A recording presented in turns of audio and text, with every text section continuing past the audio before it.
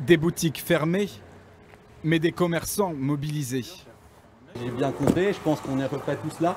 Donc c'est une belle preuve de solidarité. Donc je pense à tous les commerçants qui ont l'obligation de fermeture. Une soixantaine d'entre eux, soit quasiment l'ensemble des commerçants de Duclerc, étaient réunis cet après-midi.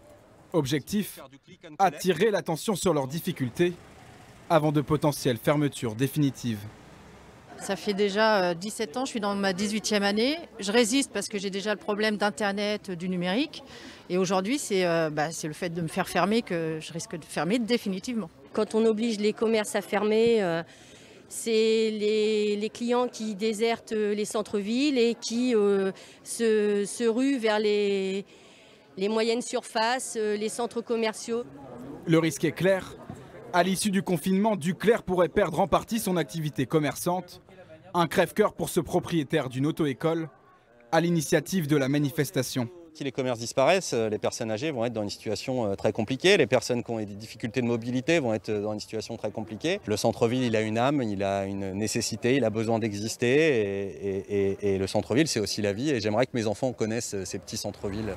Le maire de Duclerc ne veut pas croire à ce scénario. Il est convaincu que les villages ruraux peuvent encore attirer. C'est pas le même cadre de vie. En fait, je pense que ça correspond à un mode de vie. Et je pense que le mode de vie qu'offre une ville de la taille de Duclerc en périphérie de Rouen aujourd'hui, il est plutôt recherché. Donc je suis pas inquiet par rapport à notre relation, à nous, petite ville, vis-à-vis des grands centres commerciaux. C'est à nous de faire la différence, c'est à nous de nous démarquer.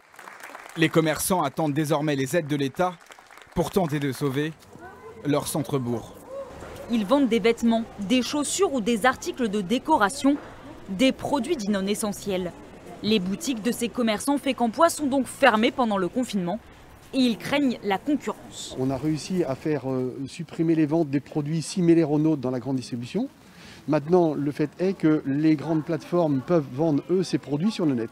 Donc notre démarche de ce matin, c'est montrer qu'il faut consommer local. Là, à l'approche de Noël, la saison d'hiver, c'est la saison la plus forte de l'année. On a besoin que nos clients attendent qu'on soit réouvert pour consommer dans nos boutiques. Et le décalage des soldes. Derrière les devantures baissées, à 2 mois de Noël, les stocks s'accumulent. Certains particuliers ont donc décidé de différer leurs achats pour venir en aide aux commerçants. Ça sera reporté, c'est pas un problème, il faut être solidaire et que surtout pas on achète ailleurs ou sur des grands sites qui ne respectent en rien le lien social.